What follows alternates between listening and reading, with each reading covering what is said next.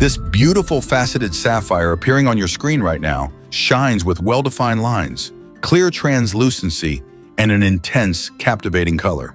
But did you know that most of these gems are actually found in nature looking nothing like this? That's right, in their raw form, these stones, worth thousands of dollars, have a completely different appearance. For example, this other stone you see now is a rough ruby still locked inside its host rock. Notice how, even with its irregular edges, you can still see that deep red that seems to glow from within. And once it's cut and polished, it can become a jewel worth thousands of dollars just like this one. But how exactly do these rough, irregular stones go from nature to the hands of someone who transforms them into valuable gems? The surprising truth is that rubies and sapphires aren't limited to exotic regions on the other side of the world. They're also part of the natural landscape of North America. Through geological processes that began long before humans existed, these gemstones can travel across entire countries. Erosion caused by wind and water, combined with the strong currents of major rivers, can carry small crystals of rubies and sapphires for miles and miles downstream. When these crystals settle in the right spots, they form secondary deposits where gem hunters of all ages can find them. In Canada, the ice of ancient glaciers tore chunks of gem-rich rock from their original locations and pushed them over long distances, leaving trails that can still be found today in the beds of icy rivers. In the United States, warmer and faster-moving rivers transported these stones through hills, valleys, and mineral-rich areas, where they eventually settled in alluvial deposits. This is why, despite the distance and completely different climates, you can find sapphires in the extreme cold of the Yukon as well as in the sunlit creeks of North Carolina. So pay close attention, because in today's video, you'll see how it's possible to find rubies and sapphires in your own region, even when the connection between such distant places might seem impossible. Everything you're about to see is not about luck, but about understanding and interpreting the geological structure of North America. The rock formations that gave birth to these gems follow similar patterns, and knowing these patterns could be the key to finding those small, valuable stones that are still waiting to be discovered.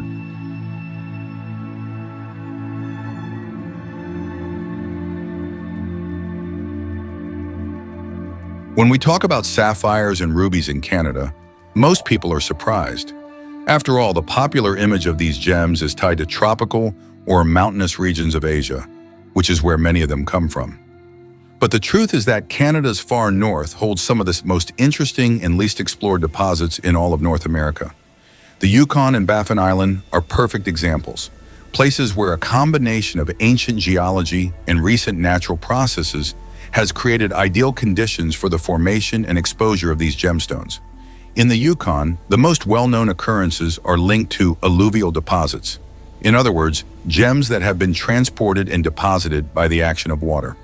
For thousands of years, melting glaciers released sediments and rock fragments containing corundum crystals.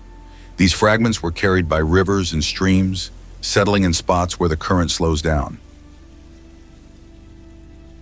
It's in these calm pockets that prospectors find sapphires and, in smaller quantities, rubies. What's fascinating is that many of these gems come from primary sources that haven't yet been fully identified, meaning the Yukon may still be hiding untouched, high-value deposits. On Baffin Island, in the territory of Nunavut, the story is different. There, gems are found mainly in metamorphic rocks such as gneisses and marbles, formed under extreme pressure and temperature billions of years ago. These rocks contain corundum crystals that, depending on the presence of elements like chromium or iron, become rubies or sapphires. In some parts of the island, these crystals are exposed at the surface due to erosion, offering the rare chance to collect stones directly from their host rocks. The geological conditions of northern Canada uniquely favor the preservation of these gems. The cold, dry climate slows chemical alteration, keeping them almost unchanged since they were released from their host rocks. On top of that, the low population density and remote access mean many of these areas remain untouched, giving a real chance to find faceable gemstones in plain sight.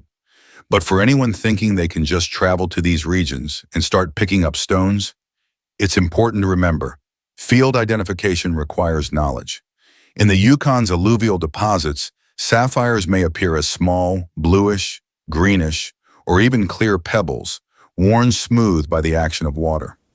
In Baffin Island's metamorphic outcrops, the crystals tend to have sharper edges, more intense colors, and may be partially coated with associated minerals such as mica or feldspar. Knowing how to read these signs is what separates a successful gem hunter from someone who returns home empty-handed. And this practical knowledge is exactly what connects Canada to the southern United States. Because even though the climate, terrain, and vegetation are completely different, the geological processes that create rubies and sapphires follow the same logic.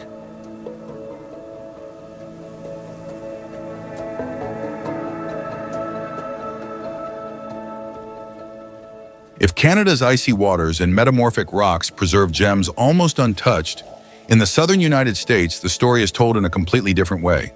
Here, the warmer climate, varied geography, and a long tradition of artisanal mining have shaped locations famous for their sapphires and rubies. Among them, 3 states stand out: North Carolina, Montana, and Alabama. North Carolina is perhaps the best-known destination for those in search of these stones.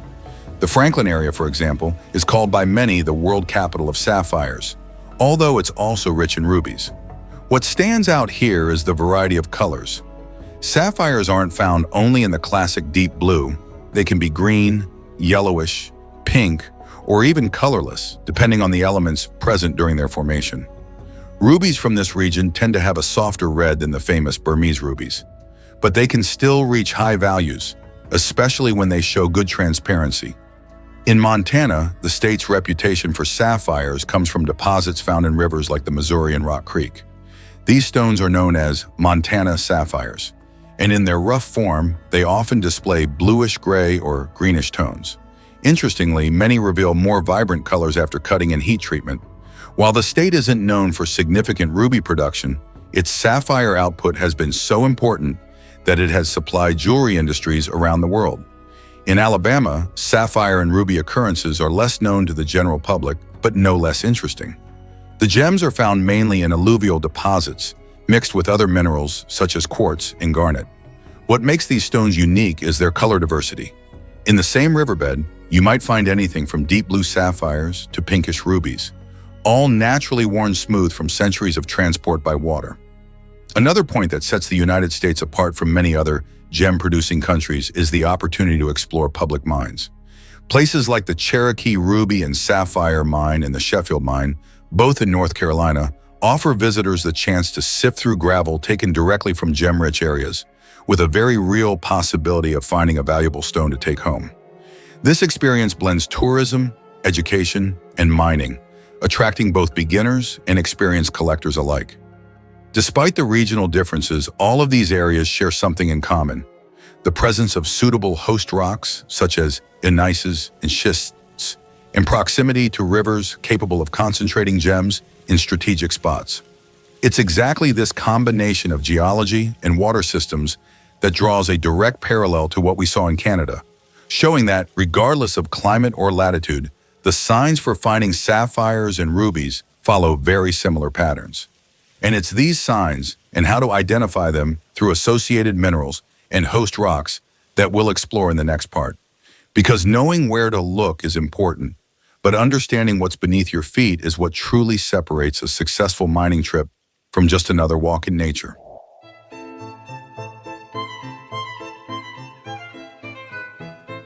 But knowing that rubies and sapphires can be present in a region is only the first step. The real advantage of a gem hunter lies in recognizing the signs nature leaves along the way, and that includes identifying indicator minerals and host rocks. These elements work like clues leading you to the source of the gemstones, and learning to recognize them is essential for increasing your chances of success. The most important of these is corundum, which is, in fact, the very mineral that forms rubies and sapphires. In nature, raw corundum can appear as well-defined hexagonal crystals or as rounded fragments worn down by water. Colors vary depending on the impurities present. When the mineral contains chromium, you get rubies. With iron and titanium, blue sapphires appear, and with other chemical combinations, you can find green, yellow, or colorless sapphires. Finding pieces of corundum, even if they have no cutting value, is already a powerful sign that high-quality gems may be nearby. Another mineral worth noting is mica, common in metamorphic rocks and pegmatites. Mica stands out for its characteristic sparkle and its thin sheets that flake off easily. Its presence indicates that the rock has undergone intense pressure and temperature changes, exactly the type of environment where corundum can form. Feldspar is also a valuable ally in the search. It can appear in light colors such as white or pink, with a glassy luster that sets it apart from other rocks. Like mica, feldspar is common in pegmatites and metamorphic rocks, acting as a clear alert that you're in the right kind of terrain. Then there's garnet, one of the most valuable indicator minerals for those seeking rubies and sapphires. It appears in shades ranging from deep red to orange, and although it's a gemstone in its own right, its presence is strongly linked to corundum deposits. If you find garnets concentrated in gravel or embedded in metamorphic rocks, it's worth taking a much closer look. When it comes to host rocks, two categories are especially important. Metamorphic rocks, such as gneisses and schists, which show clearly visible alternating bands of light and dark minerals. It's within these bands that corundum can crystallize, often protected by harder minerals that resist erosion. Pegmatites, which are coarse-grained igneous rocks formed by crystals large enough to be seen with the naked eye. These rock bodies are often associated with rare minerals, and, in some regions, sapphires and rubies. Visually, metamorphic rocks often have a foliated texture with wavy or parallel lines, and may display metallic flashes from mica.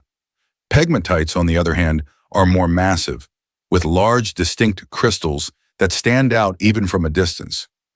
Learning to tell these rocks apart in the field is like having a natural map pointing the way to gemstones. And understanding these signs isn't useful only for finding rubies and sapphires. Many times they also indicate the presence of other valuable minerals that can turn a simple search into a true expedition of discoveries. And it's exactly in the interaction between these minerals and their environment that the next step comes in, exploring the rivers and gravel beds where these gems naturally accumulate. That's where technique and patience come into play. So after learning how to identify indicator minerals and host rocks, it's time to put that knowledge into practice. And few environments are as promising for finding rubies and sapphires as rivers and gravel beds. That's because over centuries, water acts like a natural sieve, concentrating the heaviest stones in specific points along the riverbed. With the right techniques, anyone, even without prior experience, can greatly increase their chances of finding a gem. One of the simplest and most effective methods is panning, the traditional tool of prospectors. With it, you take a portion of gravel from the riverbed and, using gentle circular motions, let the water wash away the lighter particles. The secret is patience. Because they are denser, rubies and sapphires remain at the bottom of the pan, along with other heavy minerals like garnet and magnetite. Often, the subtle shine or unusual color of a stone at the bottom is enough to catch your eye. Another widely used technique is screening. With fine mesh screens, you can filter gravel more quickly, separating the larger material for visual inspection.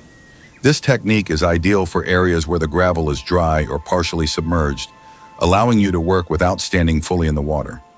A useful tip is to always spread the screen material over a light-colored surface, such as a white cloth, so that any unusual color stands out immediately. Direct inspection of gravel can also be very productive, especially in places where the water is low and the riverbed is exposed. In these spots, you can walk slowly, scanning the stones under sunlight. Rough rubies and sapphires often have a characteristic glassy luster and may show subtle but visible colors when wet. The natural wear caused by water smooths the edges of the gems, giving them a more rounded shape and a surface polished over time, a clear sign that the stone has traveled a long way downstream. It's also important to understand the difference between searching in active riverbeds and ancient deposits. In active beds, water is constantly moving material, which means new finds can appear at any moment, especially after heavy rains or flooding. Ancient deposits, also called benches or alluvial terraces, are elevated areas beside rivers that were once active channels. In these places, gem-rich gravel has been preserved for centuries, protected from strong currents, and the stones are often less worn, with sharper shapes and more vivid colors. Knowing how to alternate between these two environments is key for anyone wanting to improve their chances of finding rubies and sapphires. Many times, an active bed offers the thrill of an immediate discovery, while an ancient deposit can reveal stones that have been hidden since long before the towns and roads around them even existed. But how do you tell a rough ruby from a rough sapphire? After all, both are formed from the same mineral, and color alone isn't always enough to distinguish one from the other in the field. Understanding these differences is essential to knowing exactly what you're taking home.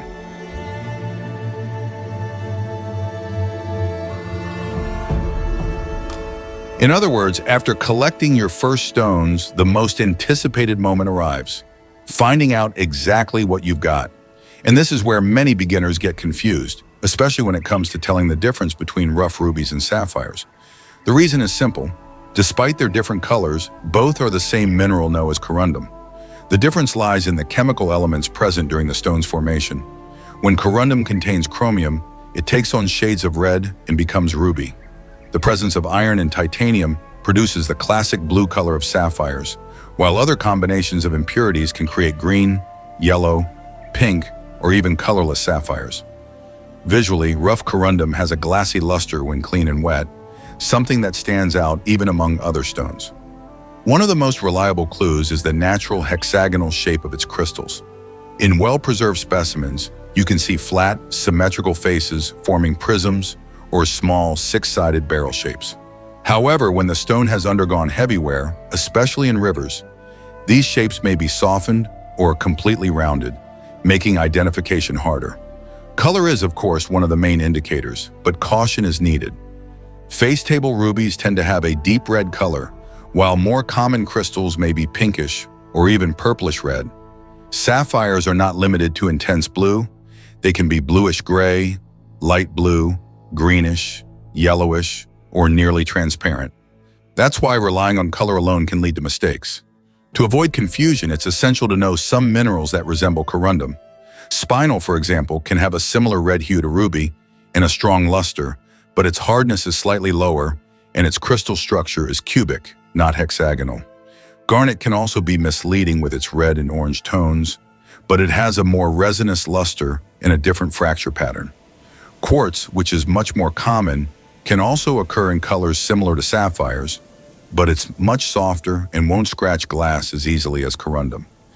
A practical field tip is to observe how the stone interacts with light. Even in rough form, corundum often shows a clean, well-defined reflection on crystal faces or on surfaces naturally polished by a river. In addition, its high hardness, 9 on the Mohs scale, allows you to perform a scratch test on glass or quartz, though this method should be used carefully to avoid damaging valuable stones. Being able to tell rough rubies and sapphires apart is not just a matter of curiosity, it's a fundamental skill for every gem hunter. Correctly identifying a stone right in the field can completely change how you handle, store, and even transport it. A piece that seems ordinary might in fact be a rare gem that deserves the utmost care from the moment it leaves the water or the rock. And it's exactly about this care and about how to turn a rough find into a truly valuable discovery that we'll talk about in the next part. Because finding a gem is only the beginning, knowing how to preserve and maximize its value is what really makes the difference.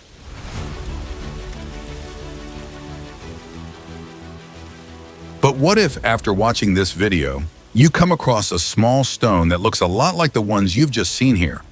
What should you do?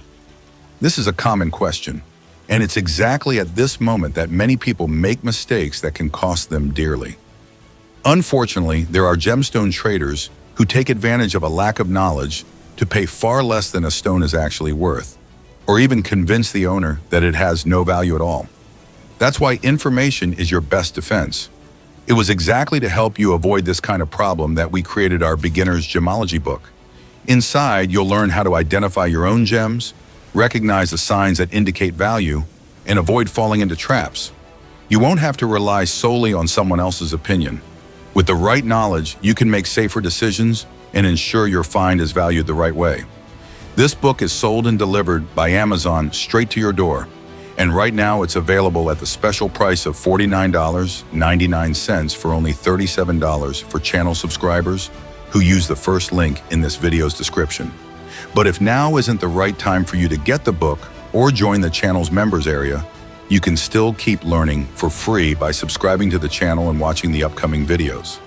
Every week, I share new tips, techniques, and information to help you identify and find gemstones, even if you've never had contact with this world before.